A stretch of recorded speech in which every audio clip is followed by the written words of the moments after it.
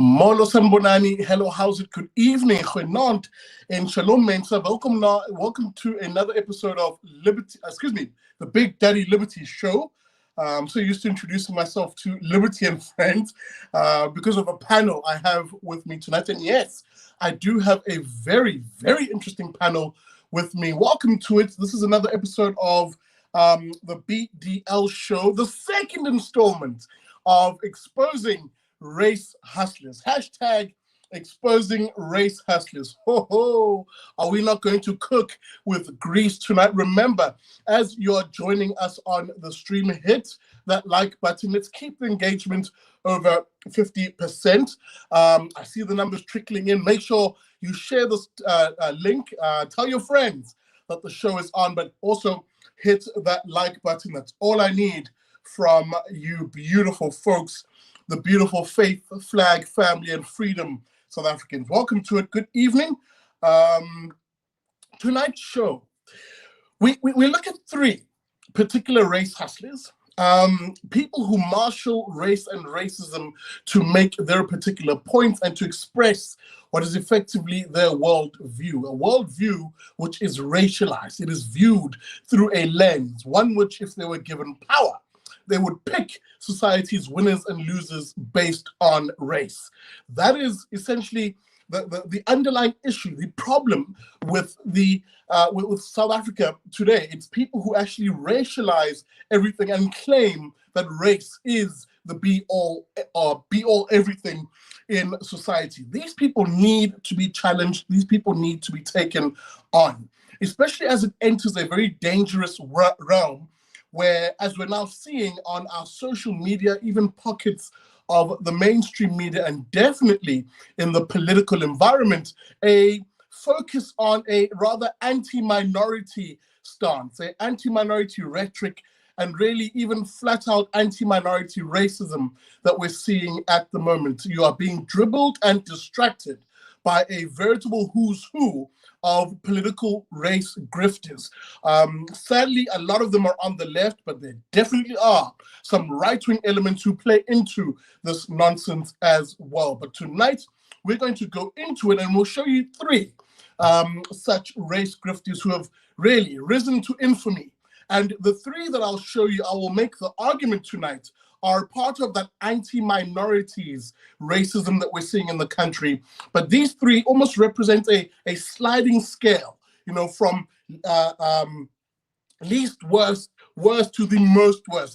I've sort of butchered how I described them, but essentially you'll see exactly what I'm talking about on tonight's show. To help me have this conversation, let me welcome my guests. Of course, I am joined in the house by a popular favorite, one who you have requested to see on the show again. I have him back after his first appearance on Liberty and Friends. I'm talking, of course, about Phila Shongwe. Phila, good evening and welcome to the BDL show.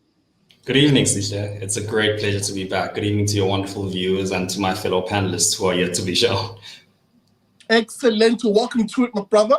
Another firm favorite, someone who I'm sure his throngs of fans are probably tuned in tonight to watch the show, Ronaldo Gross.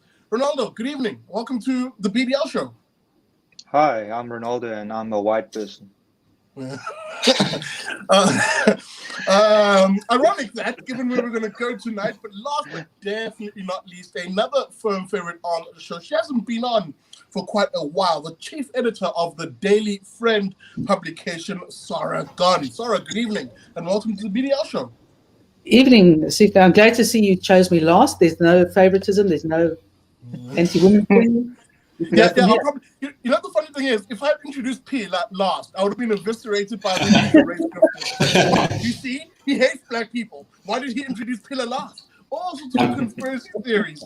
But now that I introduced you last, maybe the feminists will be on my case. Guys, let's get straight into it because, you know, it is only a 30-minute show. A reminder, please, to you, if you're watching the show, like that stream, hit that like button right now. Every time you hit a like button, a kid in Africa gets a meal. I joke about that, but hey, it's the running joke on the show. Guys, I'm going to jump straight into it. As I explained in the intro of this video, it's an almost sliding scale, really, of least worst to the absolutely reprehensible in society. But at the heart of it all is an ideology that seeks to once again introduce the notion that race is the biggest determinant of either opportunity in society, ability in society, or even cognitive ability in society, or even inherent hate. The notion that some people are inherently of a particular type or kind, whether it's inherent prejudice or unconscious bias, you often hear these types evoke the imagery of. And to this effect, I'm going to start with who I'll argue is at the lower end of the spectrum, but just as poisonous in terms of the ideology she espouses. And Ronaldo, I'll actually begin with you because you were in a tussle with this particular character, a back and forth on social media, and perhaps a lot of people who are fans of her, right, who view her as just a comedian. I was told even on my own social media line, my timeline, she's just a comedian, she's just a satirist. You know, she's not being racist. But it begs the question, Coconut Kelz has made quite a career out of pretending to be a stereotypical, if you will, the stereotype really of a white upper middle class South African, you know, who complains aloofly about the country she lives in, not recognizing the irony of the complaint itself. She's played on this image, a sort of white face, if you will, because, you know, the lefties often use blackface, which is a white person appropriating black skin in order to mimic black people. But there's no outrage when she does it, Ronaldo. Yeah, I mean, that was what I initially tweeted about. I mean, I just said, like, imagine in 2021, a white South African putting on, let's say, a stereotypical afro, and then speaking with a black accent and trying to make, jokes like Leon Schuster used to do back in the day. And we all know, like, what happened to Leon and how people are trying to cancel him. His movies have been removed from television. So I just asked the question. I said, like, what type of career do you think you would have if you had to be Coconut Kelz, but the reverse of that? And ooh, lordy, did I get attacked and said, oh, you just don't get satire. You don't understand what satire is. And I said, no, well, there's a difference between satire and the stuff that she said under her real profile. Because remember, you get Coconut Kelz and then you get Lesego. Now, Lesego, she's said some outrageous, stupid shit that you would have been cancelled immediately if you were a white individual, especially with the corporations that support her. I mean, I'm not going to mention them here, but there are various corporations that support this notion of Coconut Kelz. And I'll leave it there. But I mean, the fact that, you know, she's playing this victim role in a real capacity as Lesego. I'm not sure if anybody here on the panel has been able to study in London and New York, but, you know, that is the background that she comes from. And now she's perpetuating, you know, this individual that is, you know, here to fight for the poorest of the poor, which is fine, but then don't lie about your upbringing and who and what you are. Again, there's a deeper issue here, and Pil, I'm going to come to you. There's a deeper issue here of an almost double standard at times. Now, here's the thing. I'm a firm believer that people have the freedom to express themselves however they want to. I mean, if you want to be a satirist who, plays on racial tropes, or let me take a step back. If you want to be a satirist who wants to make a particular point around how a particular society you live in treats certain racial groups, I have no issue with that. And for me, Leon Schuster was like a prime example of that. You know, Leon's comedy was during a time in apartheid where, you know, the racial groupings were incredibly tense, and you actually had a state that discriminated openly against certain groupings. And Leon, whether you like his comedy or not, that's not the issue I'm prosecuting here, played a role in that. And if Coconut Kelz is a modern day version of that, that's fine for me. But the problem is the person behind the satire, the person behind the comedy also needs to be scrutinized a bit. I've never heard of anybody claim that Leon Schuster is a racist, for example, or that he treated people of other skin colors in a derogatory or, he saw certain groups as inferior. But certain comments that are made by Lesego, i.e. Coconut Kelz, does point to a particular anti-white predisposition she holds. Let me be precise and specific. and I'm going to put a little tweet on screen so that we can also see exactly what Ronaldo was referring to earlier on. Here is a tweet she did. It almost sparked the furor, initial furor. You know, and some individual, Janie Allen, on social media, as the was reminiscing back to Johannesburg in 1981 and saying, "Hey guys, do you remember that snowstorm in Johannesburg?" Now, anybody who reads that tweet would have been like, "Whoa, snow in Joburg? That's fascinating. I wonder if it'll happen again." But no, not for Lesego, not for Coconut Kelz. For her, it is a function of white people and apartheid nostalgia. How's that for reading the room, Pila, as she clearly fails to do here? Oh my. It's difficult to know where to start, really. I mean, I think it goes beyond bad humor. I mean, I think I'll just say it right off the bat. I really think she's a terrible comedian. But I mean, I think that's that's perhaps a point for later on in the show. But I think it's wonderful how you introduced the discussions here. You spoke about the power imbalances, and I think it's perhaps worthwhile pointing out the Marxist substrate that is ensconced within or underneath this entire thing. I mean, it's essentially. There's a brand of person to whom race and identity is the be-all and end-all, as you said earlier on in the show. Mm-hmm. And everything that they see is necessarily a power imbalance. It's about who has the power, how might we take it from that person, and how might be more equitably distributed. And I see exactly that from Coconut Kelz, who, I mean, as I said, really, it's really difficult to know where to begin. I mean, how do you look at a picture like that and draw from it, the white apartheid nostalgia? I mean, I think it takes a very creative mind to be able to do that. And I think the double standards that you point out are very, very important. And I think this is the kind of platform that's necessary to point out a lot of these inconsistencies. And I know we often get accused. I watched the first show with Lawrence Krauss, with Gabriel, and I thought it was a very, very good show. But I mean, I know there were a lot of people who were wondering why you had chosen to go after specific individuals. And I think it's perhaps also worthwhile noting that they are, in a sense, the tail that wags the dog, and they have to be taken up and they have to be challenged. And I think this is the correct space to do so. I'm not sure if Sarah has anything to add to that, but I'm really, really interested in hearing what she has to say, in particular, as somebody who may have heard a bit more about Coconut Kelz, because I really, don't know much about her. Well, let me add to this, and sorry, I'll come to you just now, because there are other tweets I just had on here that will speak to what I'm talking about. Because for me, the issue here is the person behind the facade of comedy and behind the facade of satire. That person is this one.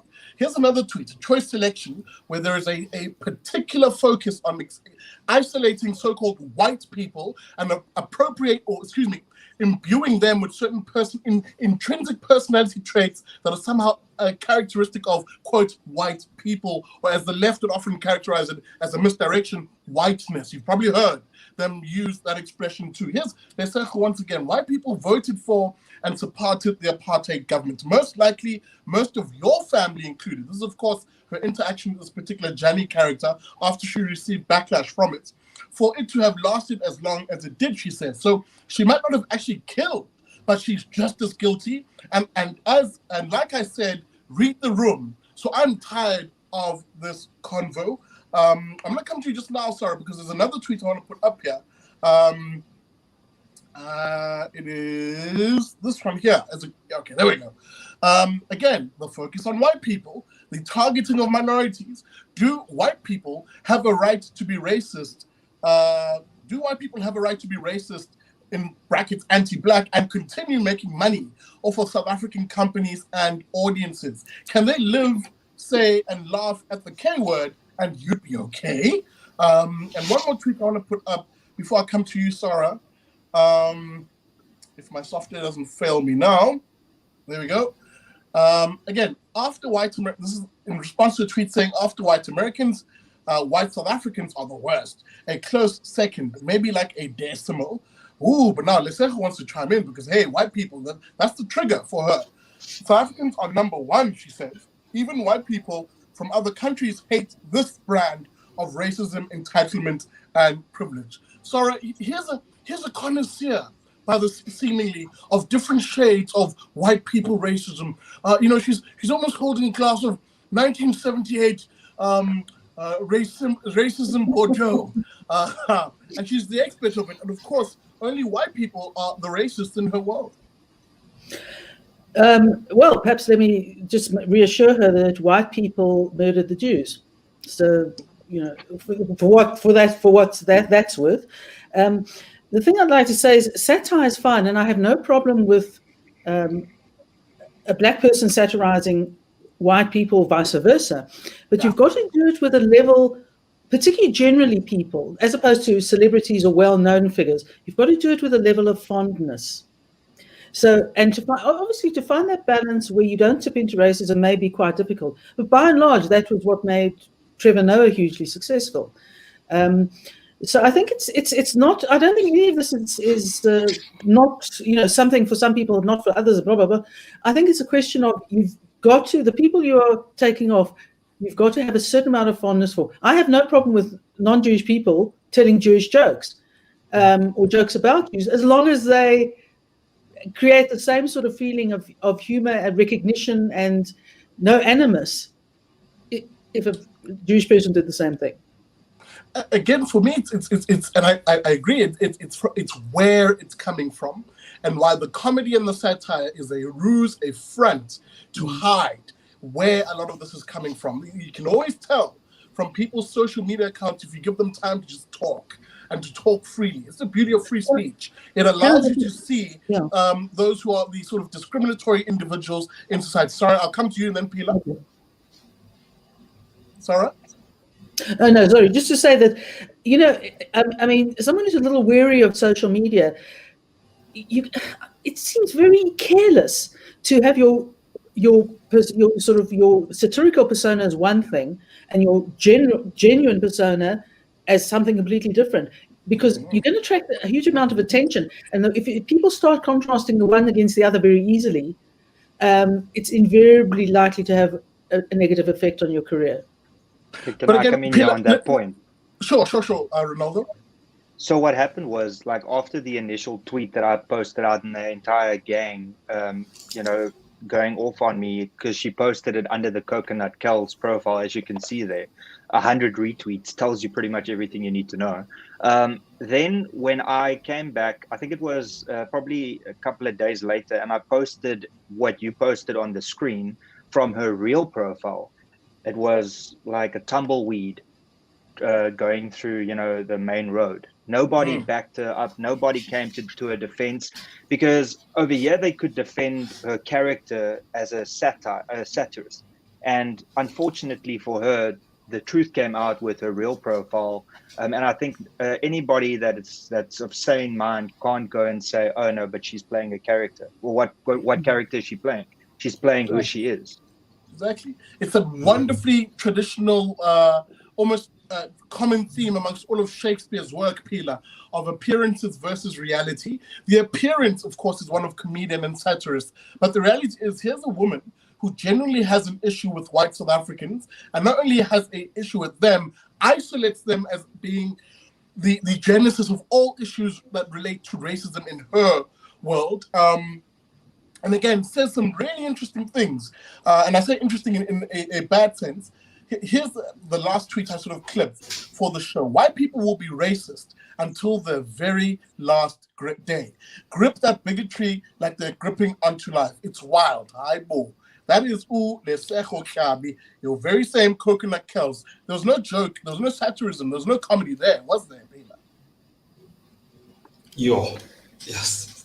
I mean, I'm seeing these comments for the first time because I'm not on Twitter, and I'm just thinking, goodness gracious me. I mean, I'm wondering, just try and put in your mind the following thought. What would it take, do you think, for somebody to not only think about something like that, but to utter it in a public platform? That to me is just, it's mind-boggling, really.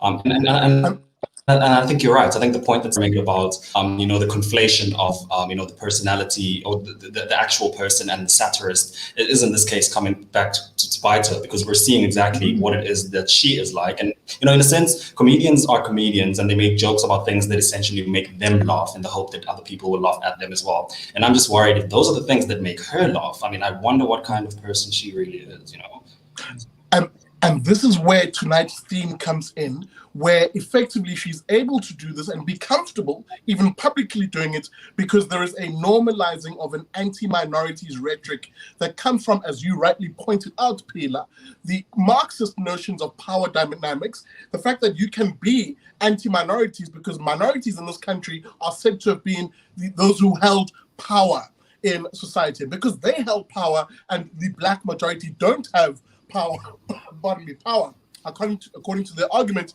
well then that it's okay to go after these minorities, and you get differing levels of this kind of rhetoric.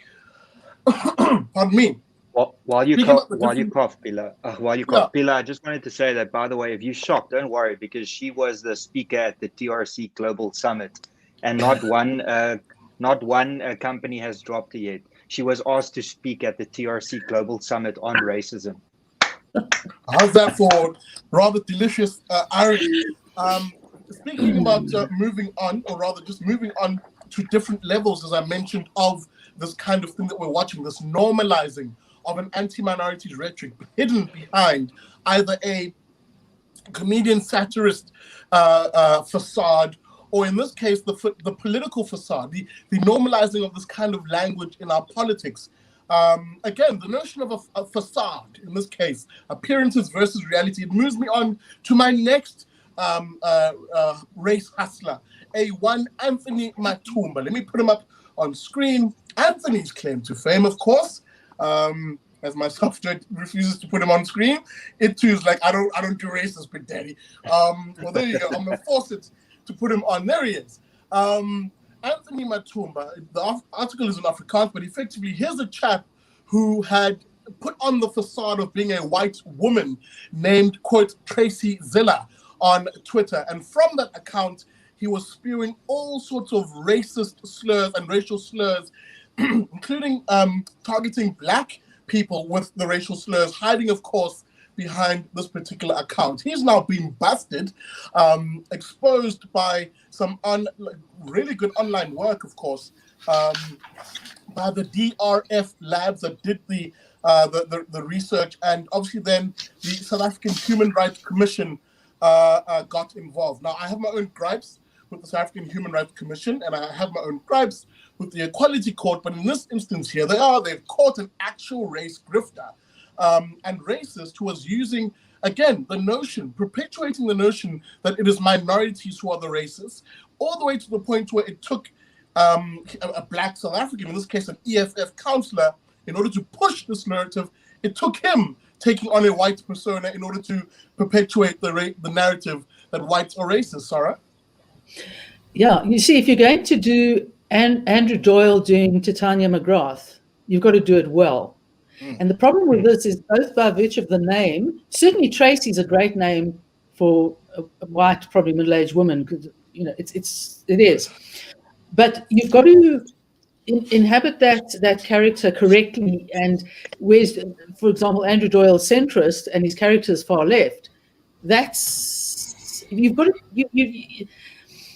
He didn't make it. He didn't make it because he couldn't hide what he was from what he was trying to put forward.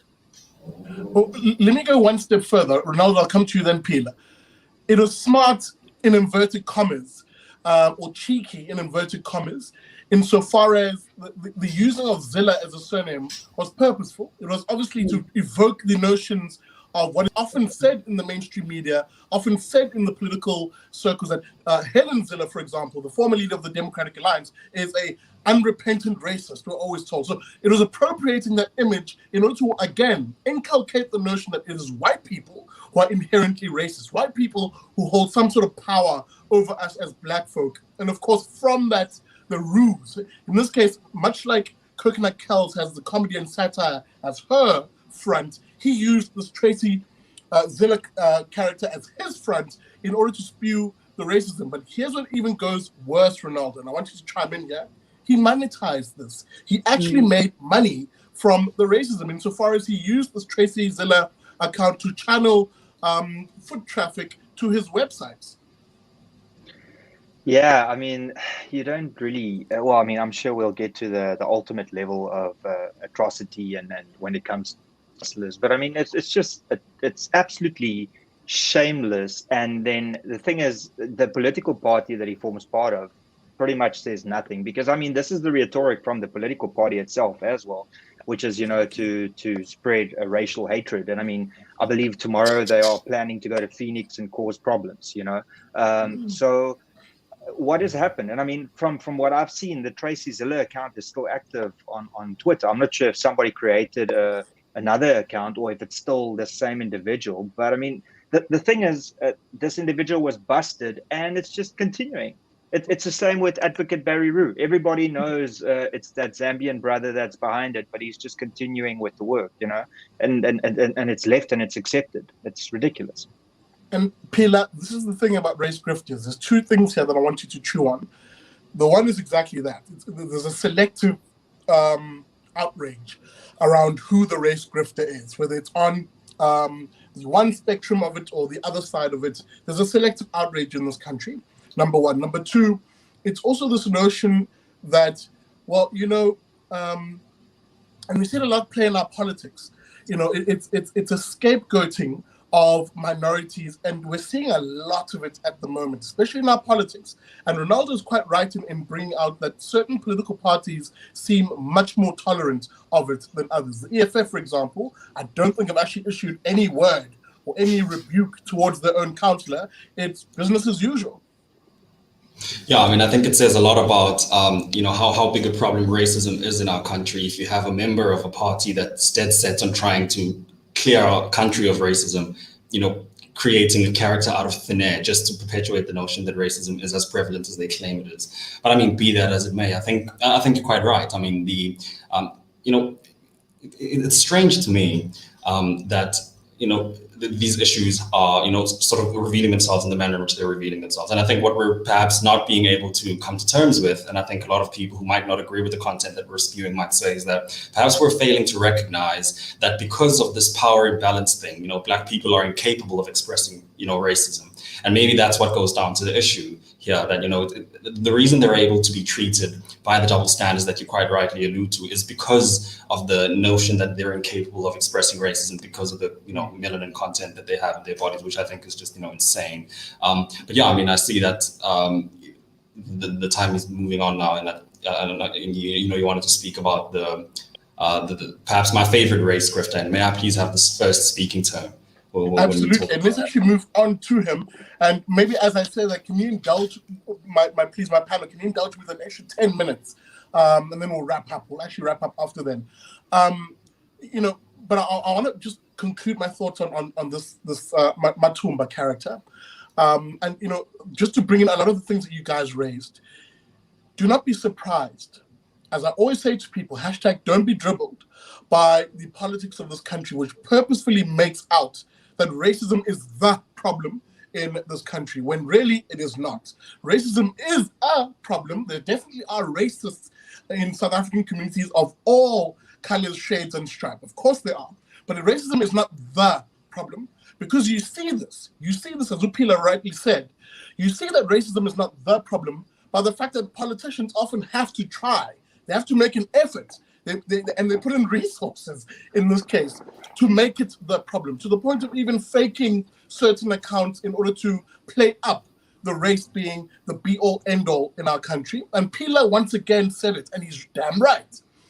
It not only ends there, but it also goes to the extent where there's a perverting of the meaning of words, a perverting of the meaning of things, where you have certain arguments being made, especially by those on the left, that somehow if you're Black, because of the so-called position of not having power that you have in society, that because of that, you can't be racist. And that only whites, minorities effectively, because of their power that they certainly somehow have over us as Black people, that they can be racist and we can't. That is the most condescending thing that you will hear. It is a soft bigotry of low expectations that the left holds against Black people. And when I point this out, then I come under attack as, oh, you just don't understand the plight of Blackness and Black people and blah, blah, blah. Whereas I make the argument that actually, no, the real power in society is viewing people as individuals, viewing them as families, and that those individuals, those families have agency. They can make decisions and act in any manner good or bad. A black person can be racist, just like a white person can be racist. And we're seeing these different levels, as I argued at the beginning of the show, of these different, these different levels of anti-minority rhetoric, a normalizing of this nonsense that we're seeing in the country, which brings us to our worst case tonight, the race hustler of the month, if I can set up that new category for this series of exposing race hustlers. And before I get to that last racist, hit that like button, people. Engagement is nowhere near where it should be. If you're listening to this right now and you're enjoying this conversation, hit that like button. I'm in conversation with Sarah Gon, who's of course the chief editor at the Daily Friend publication. That's www.dailyfriend.co.za. Ronaldo Host, the host of the Ronaldo Host show. There he is in the bottom right-hand corner, my right. And of course, Pila Songwe, right next to me over there, the host of is it the Nocturnal Rap, Pila? Unwrap. There it is, Nocturnal Rap. I'll give him a chance at the end to guide you guys to how you can watch his content too. Hit that like button, please. Get my engagement up, people. It's your only price of admission on the BDL show. And as I said, the race grifter of the month, one Jackie Shandu. Jackie Shandu, of course, I'm not going to waffle away here. I'm going to show you exactly what Jackie Shandu said and really did after he led a protest in Durban against the so-called Phoenix massacre. One sector, one bullet, one bullet, one sector, one Indian, one bullet, one Indian, one bullet, one bullet, one Indian. March,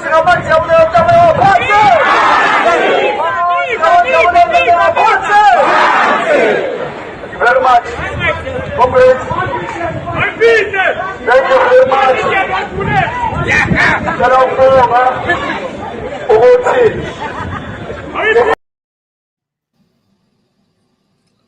Well, there you have it, folks. I let the man speak. You saw Mr. Jackie Shandu in all his glory. He himself, ironically, is a former EFF honcho in the KZN province. His real name, of course, as I'm seeing being pointed out, is actually Gift Hadebe. So Jackie Shandu, again, almost like a theme tonight, is the facade he wears in order to play up his racial troping. And let me whittle it down and bring it back to my guest. I raised the Phoenix, the hashtag Phoenix massacre as the hook to have this conversation, because right now, guys, there is a concerted effort by the political elites in this country to target and isolate Indians in particular as being the be-all, end-all of our problems, especially as I argue, that trying to dribble and distract away from the failures of the state to in the time of the looting, and of course the failure of the state to provide safety and to protect life, liberty, and property rights. That failure is now being masked and we're being distracted from it by this focus on what happened in Phoenix, which in a normal society would be the sole preserve of the law enforcement and the judiciary to deal and handle with it. But now, in our case, because of our racialized political elites in this country, are ramping up to make the argument that Phoenix represents all Indians and that all Indians are racist and are killers of black people. It is a dangerous rhetoric, Ronaldo, that we're seeing come out of the political elites. Listen, can I just say that I'm just happy that white people has been left off the hook a little bit, because now it's Indian people too. And you know, I called this a while ago. I actually look, you can see the background and who all these individuals stem from. It's the EFF. And I called it a while ago. I think it was a couple of years. I said, like, you know, it starts with white people. It's going to move over into another race, which it did, was the colored people then. And now it's the Indian people. And before you know it, it's going to be intertribal. It's going to be Xhosa. It's going to be Zulu, Venda, Sotho. So there's a never-ending cycle of people to blame for the current state of this country, as you rightfully put it. And what seems to be the problem is racism, not unemployment, not corruption, not crime. No, racism is the number one crime and the moment according to these individuals. But I know that Phila wants a bite at this apple, so I'll keep quiet now. Pila, go have at it, because again, this is effectively what we're beginning to see here. First things first, that video is just pure incitement, it's pure hatred, and the fact that he has a baying mob that literally no one checks him. Yeah, I mean, I think the blowing of issues out of proportion is something that, you know, doesn't really surprise me anymore. And I think Ronaldo hit the nail on the head there. You know, I think it's worthwhile perhaps, you know, stating that what happened in Phoenix and in other parts of Durban is of course tragic, and it should outrage us all.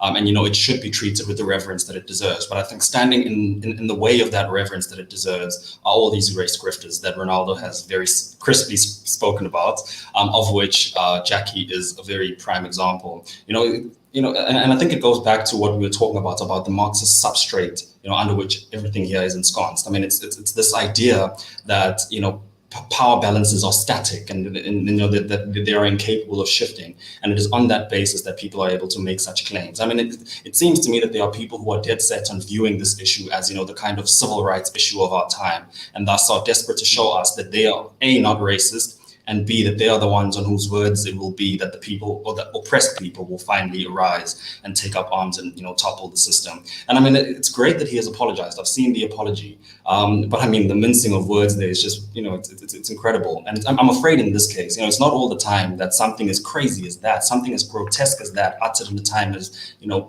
as dangerous as this, goes unacted upon. And it's great that he has apologized, as I said earlier. But I mean, just simply referring to what he said, grotesque racist incitement to violence, as problematic. I mean, rich though the vocabulary undoubtedly is, it is, dare I say, not okay that people say that and get away with it. It is not okay, and we need not put up with it. Absolutely. And so as I come to you, Jackie Shandu, the convener, that protest we saw was his convening of a coalition of civic groups under the banner of #Justice for Phoenix massacre victims. He's currently in police custody. I just had to share that. He had made an appearance yesterday in court, and his next appearance will be on Friday. But I want to speak to this notion of his apology. It was very mealy-mouthed. And I think it was more an apology of, oh, yikes, I may have said something that will get me in trouble. Don't get me in trouble. So I'll apologize only enough to avoid trouble, but still hold on to the hate, effectively, that I was speaking, or the premise of the hate, rather, of our speaking. Why do I say this? Because his appearance in court today was something of a rock star. And so in his predisposition, there was nothing in him that suggested, oh, contrition, or, you know, what I did was wrong. Here's a chap, I can't put it on screen now because I forgot to clip it. Here's a chap who appears in most of the photos you see of him in court. You know, he's got a fist up as if he's some sort of freedom fighter. And, you know, woe is me, I'm going through a trial and tribulation. I'm being persecuted. He even suggested in a press conference for his views on this particular issue. But Sarah, let me come to you, because again, it's deeply troubling. It's deeply troubling that instead of the temperature being actually ratcheted down at this point, you have the likes of the EFF and even the ANC ratcheting up the temperature. And as I said, in my view, it is an attempt to dribble and distract away from the real issues in not only KZN, but in the country. As I say that, I have one more clip I want to play, and I'll translate it at the end. But I want to actually cite the ANC in this, so people realize that it isn't just the BLF types or the EFF types or the other radical leftists, that the ANC too, the supposed moderate individuals, are just as vitriolic in their rhetoric. Play clip 4. Racism to both sides. Lapha siqabene namandiya abulala abantu bakithi. Ayinganabikeliswa lento. Nayi sesibhekene nayo. Amandiya abulala abantu bakithi. Kodwa into engifisa ukisho ukuthi Comrade ukwazi ngiyachallenge uhulumeni waKwaZulu Natal, ngiyachallenge uhulumeni walapha eThekwini ukuthi ukusitshengise nje ukuthi laphana kuma biggest projects abo obani ababenefitayo. Ngoba sinenkolelo enkulu ukuthi ezomnotho zala KwaZulu Natal nezomnotho zalapha eThekwini region iphethwe abantu bomdabu wasemzini.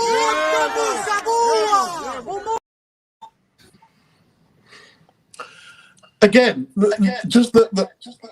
sorry, let me just quickly do that.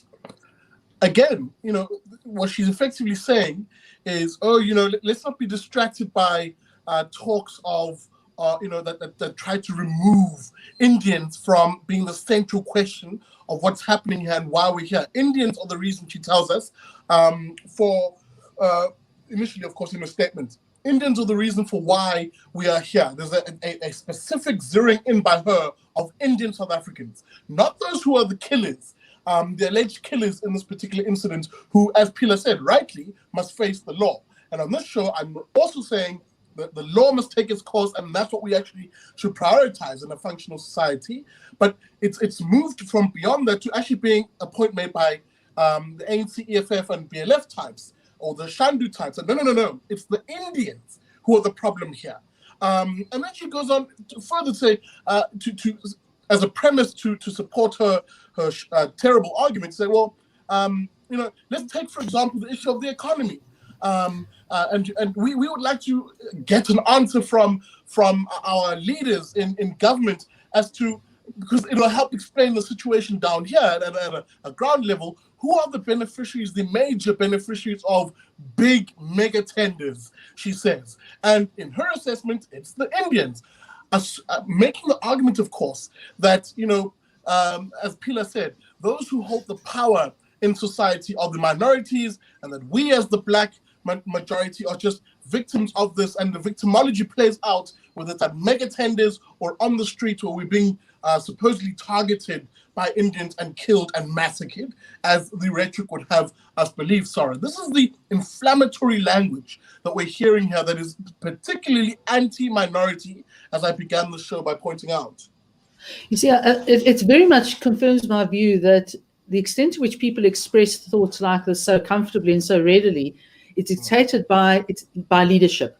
And it started, I think from 1994, but Jacob Zuma really took it up a notch, and Cyril's not been not been shy about this as well. And that is when they use racial rhetoric to excuse poor governance or to take the eye off things, then of course people will follow that. If they didn't, it becomes much more, and that's the way racism works in society. You can't stop people necessarily from feeling racist or being racist. You limit the fact that society does not accept it, and so you limit your expression of it. And so I think that's the reality. And in a way, Shandu is not the worst of the three, for the simple reason that you know exactly where you stand with him. And I've seen an interview with him, and it was equally ridiculous. What he needs is what he got, and that is the state, which is majority black governed, was going to deal with him. Suddenly, prison or something looms large, and his courage kind of deserted him a little bit. But you know, I think the EFF and the ANC, I think the ANC is being very silly not to follow this lead. The EFF, well, you know, more of the same. But the real winners in all of this are the DA, because between what the anti-Indian rhetoric, I can't see there being a single Indian person who will vote for either the EFF or the ANC ever again. And if you start, as Ronaldo says, you start expanding your groups of minorities that you attack, depending on where you're coming from, who knows, it might actually see a change in the balance of power. So it's you know, what you get away with today, you may have a lot more trouble with a little way down the line, and then where are you left? Guys, you've actually exhausted your power. Absolutely, and I should say, guys, I must open up to final comments, please. We've run out of time completely. Ronaldo, let me begin with you, because again, you know, this is going to continue. It's going to be ratcheted up. It's going to be, you know, it's going to be thrust in our faces, because the media love to play that role of also saying, "Ha, you see, racism is the problem in society. Just look at how the ANC, EFF, and BLF are acting." That clearly an indication that South Africa is at a race war, as we're being told. And of course, the scapegoating of minorities. The reason that racism is so popular in South Africa at the moment is because of the media. The media exists first and foremost to turn a profit for their shareholders, and secondly, to report on the news. They're not going to report on news that's boring. They're going to report on things that get clicks and sell papers. So as long as they can go with the headline that this person did this or this person did that, people are going to assume that racism is the biggest problem in South Africa. And it's unfortunate, but mainstream media single-handedly created the EFF, not Julius Malema. The media created the EFF. And until such time as mainstream media take accountability and start reporting on racism on all fronts, we're not going to see this being dealt with. I put out a tweet asking, we've got Penny Sparrow, we've got, Katsavelos, we've got, who was the other individual? Vicky Momberg. Vicky Momberg. If you looked at mainstream media, completely annihilated them, and rightfully so. Let's talk about racism. Where have they been with Jackie?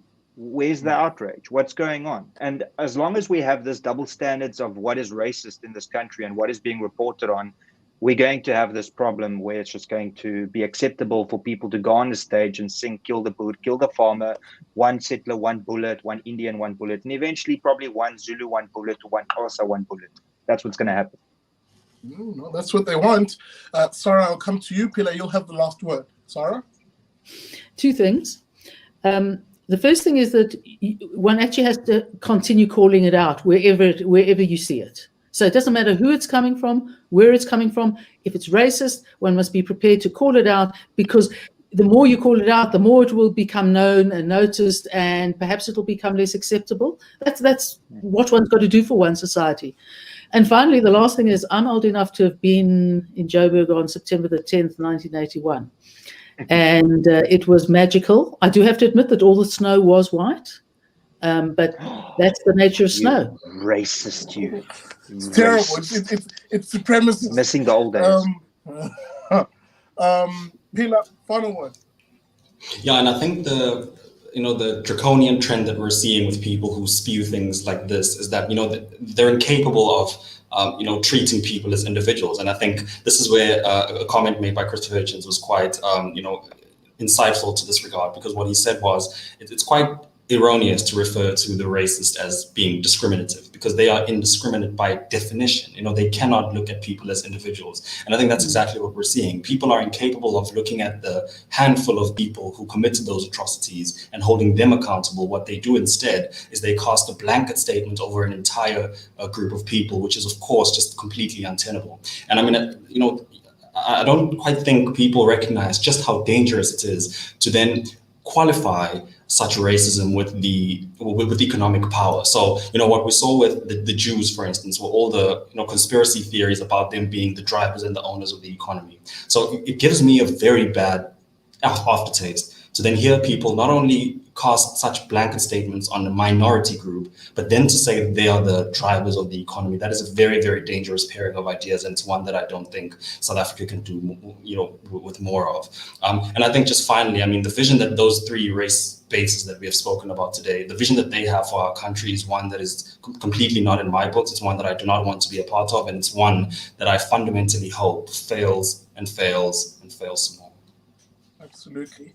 And of course is Pila Shongwe, host of the Nocturnal Unwrap podcast. I'll make sure I link that in the descriptor after this.